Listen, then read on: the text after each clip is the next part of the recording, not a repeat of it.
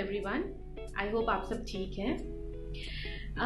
जैसे ये हमारा लॉकडाउन ओवर हुआ है और ये पैंडेमिक का पूरा सिचुएशन चल रहा है एंड स्कूलों में लॉकडाउन का सिचुएशन अभी भी कंटिन्यू है। पेरेंट्स मेरे पास एक प्रॉब्लम लेके आ रहे हैं कि उनके बच्चे काफ़ी ज़्यादा स्क्रीन एडिक्ट होते जा रहे हैं। स्क्रीन एडिक्ट का क्या मतलब होता है? स्क्रीन एडिक्ट का ये मतलब होता है कि एक बच्चा जो है वो अपने वेकिंग डे का ज़्यादातर समय जो है वो फ़ोन की स्क्रीन को देखते हुए स्पेंड करता है।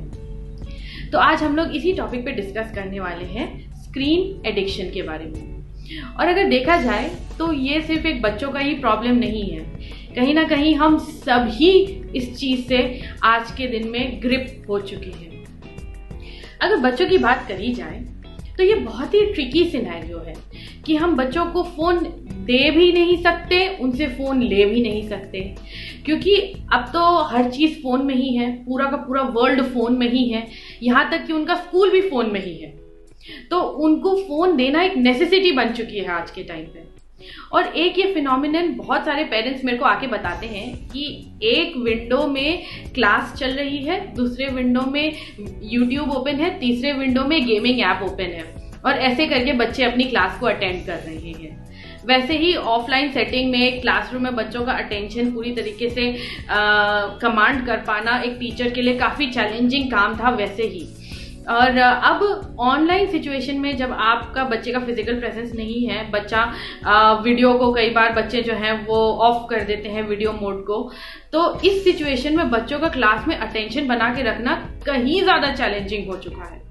और बच्चों के लिए भी क्लास में अटेंटिव रहना बहुत ज़्यादा चैलेंजिंग हो चुका है, क्योंकि एक ऑफलाइन मीडियम में ही उनको क्लासेस इतनी बोरिंग लगती थी, और अब तो ऑनलाइन मीडियम में जब सिर्फ एक विजुअल स्टिमुलेशन है, वो भी सिर्फ इतनी सी हो गई है टीचर, तब तो वो उस चीज़ में अटेंटिव हो पाना, एक सेल्फ डिसिप्लिन रख पाना बच्चों के लिए कहीं ज़्यादा चैलेंजिंग हो गया है।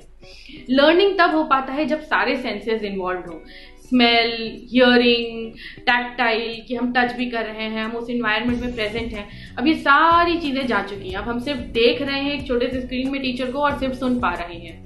तो इससे बच्चे का स्टिमुलेशन लेवल जो है वो क्लासरूम में अटेंटिवनेस का काफ़ी ज़्यादा कम हो चुका है। और भी ज़्यादा बच्चों से फ़ोन आज के टाइम में दूर करना मुश्किल है, बिकॉज वो आजकल के बच्चे जो हैं, आजकल के बच्चे कहें या इस जनरेशन में जो बच्चे पैदा हो रहे हैं, दे आर डिजिटल बेबीज, मतलब कि they have been born into technology. तो उनके लिए technology comes very naturally. So आप देखेंगे कि ऐसा साइकोलॉजिस्ट का बिलीव था कि जितना कलरफुल या जितना स्टिम्युलेटिंग या जितना नॉवल एक स्टिमुलाई है, बच्चा उसको देख के ज़्यादा अट्रैक्टिव होता है उस चीज़ की तरफ, उस ऑब्जेक्ट की तरफ। लेकिन आज के टाइम में अगर आप बच्चे के सामने एक बहुत कलरफुल ऑब्जेक्ट रखें और एक बहुत ब्लैक एंड वाइट डल सा फोन रखें, बच्चे का ध्यान, इवन लिटिल टॉडलर्स का ध्यान भी फोन की तरफ जाएगा। They will show preference towards playing with the phone rather than playing with a very colourful toy. तो इट इज़ वेरी सरप्राइजिंग, और वो इतनी जल्दी बच्चे सीख जाते हैं फ़ोन को ऑपरेट करना। बच्चों के लिए ये हेलो वाला response is so much easier to learn, it comes before the even the first word comes out of their mouth. तो इतना हद तक टेक्नोलॉजी हमारी वेन्स में जा चुका है, इफ आई मस्ट से। तो अभी वैसे तो इस चीज़ के बहुत ज़्यादा पॉजिटिव फ़ायदे हैं, बहुत पॉजिटिव इन्फ्लुएंसेस हैं, जैसे कि अब knowledge is very easily accessible. तो आजकल के बच्चे आप देखेंगे कि बहुत ज़्यादा स्मार्ट हैं, बिकॉज उनके पास इतनी ज़्यादा इन्फॉर्मेशन बहुत ईजिली एक्सेसिबल है। It is just like okay Google and ask a question. So knowledge is, there is abundance of knowledge, information, and it is very easily accessible. So in that way, और बहुत सारी चीज़ें जो may be earlier times में बहुत distant थी, possible नहीं थी, वो बहुत ईजिली हमारे पास एक्सेसिबल हैं। हम लोग अपने क्लासरूम सिचुएशन को पैंडेमिक में भी कंटिन्यू कर पाए हैं एजुकेशन को बिकॉज ऑफ टेक्नोलॉजी। सो बहुत सारी इस चीज़ के फ़ायदे तो हैं, लेकिन उसके साथ साथ बहुत ज़्यादा नुकसान भी हैं। तो हम थोड़ी देर के लिए डिस्कस करेंगे कि इतना ज़्यादा स्क्रीन पे टाइम स्पेंड करने के नुकसान क्या क्या हैं। सबसे पहले तो हम बात करें कि बॉडी पे इसका असर क्या पड़ता है। आप अगर नोटिस करेंगे तो आजकल जो चश्मा पहनने वाले लोग हैं उनका प्रोपोर्शन सिग्निफिकेंटली बढ़ता जा रहा है, मतलब कि myopia, the cases of myopia are increasing significantly. तो हमारी आंखों पे इस चीज़ का बहुत असर पड़ रहा है। इसके अलावा देखा जाए तो बच्चों की बैकबोन आजकल और इवन एडल्ट्स की बैकबोन में बहुत सारे डिफिकल्टीज आ रहे हैं बिकॉज ऑफ द पॉस्चर। पूरे समय अगर आप फोन पे देख रहे हैं तो वो ऐसा एनालॉजी कहा जाता है कि आप ऐसा इमेजिन करिए कि एक छोटा बच्चा आपके कंधे पे कंटिन्यूसली बैठा है, ऐसा आपका बॉडी पॉस्चर हो जाता है। तो उससे बच्चों का बैकबोन का कैसा डेवलपमेंट है वो बहुत ही ज्यादा डिस्टर्ब हो रहा है। इसके अलावा अगर हम साइकोलॉजिकल कॉजेज इम्प्लीकेशंस में आए तो अभी एक बहुत इंटरेस्टिंग टर्म आ गया है जिसे हम कहते हैं nomophobia, which is anxiety of being away from the phone. मतलब कि फोन से दूर रहने का डर या फोबिया, जो कि बहुत ही सरप्राइजिंग है क्योंकि लोग स्नेक से डरते हैं, ब्लड से डरते हैं, इंजेक्शन से डरते हैं, लेकिन अब लोग फोन से दूर रहने से भी लोगों को डर लगता है, एंग्जाइटी होती है। सो इमेजिन करिए कि कितना ये चीज हमको ग्रिप कर चुकी है। So we are suffering from nomophobia and ये चीज बहुत ही कॉमन है, आपको पता भी नहीं होगा कि आपको नोमोफोबिया है।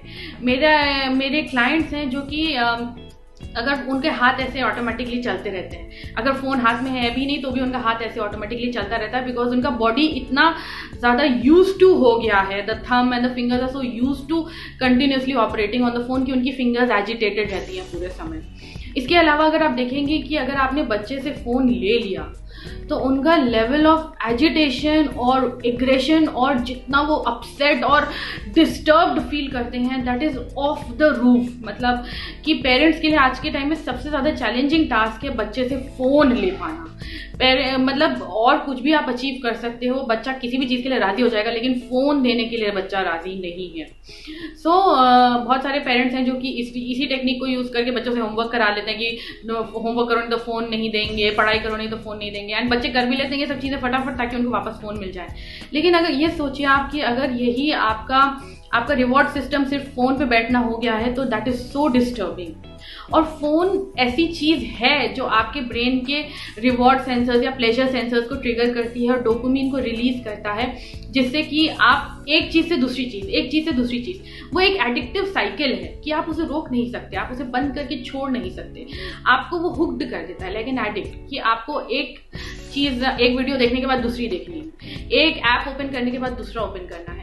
तो इस सर्कल में हम फंसे रहते हैं, इस साइकिल में of being on the phone. और अगर हम बच्चों को अभी से इस चीज का एडिक्ट बना रहे हैं और अगर हम इस चीज को यूज कर रहे हैं एज अ रिवॉर्ड उनसे दूसरा अच्छा बिहेवियर करवाने के लिए, तो मतलब ये आप ऐसा सोचिए कि आप बच्चे को ऐसा बोल रहे हैं कि हम आपको एक सिगरेट स्मोक करने देंगे अगर आप अपना होमवर्क कर लोगे। तो ये बहुत ही एक्सट्रीम एग्जाम्पल है, लेकिन एडिक्शन वैसा ही है, आप उसी लेवल पे एडिक्शन को क्रिएट कर रहे हैं अगर हम फोन को एज अ रिवॉर्ड यूज कर रहे हैं। लेकिन मैं ये नहीं कहूंगी कि हमें फोन बिल्कुल भी एकदम बच्चे से ले लिया जा सकता है because that is not possible again. तो ये जो एक कॉम्प्लिकेशन में हम फंसे हुए हैं कि कितना दें कितना ना दें कि ना दें ऑल टुगेदर, ये एक बहुत ही हम लोगों के लिए आजकल के टाइम में कंफ्यूजिंग सिनेरियो है और स्पेशली पेरेंट्स के लिए बहुत ही ज्यादा कंफ्यूजिंग सिनेरियो है। Coming back to the negative implications, आप देखेंगे कि बच्चे जो हैं वो आजकल बहुत ही अलूफ और ए सोशल से होते जा रहे हैं।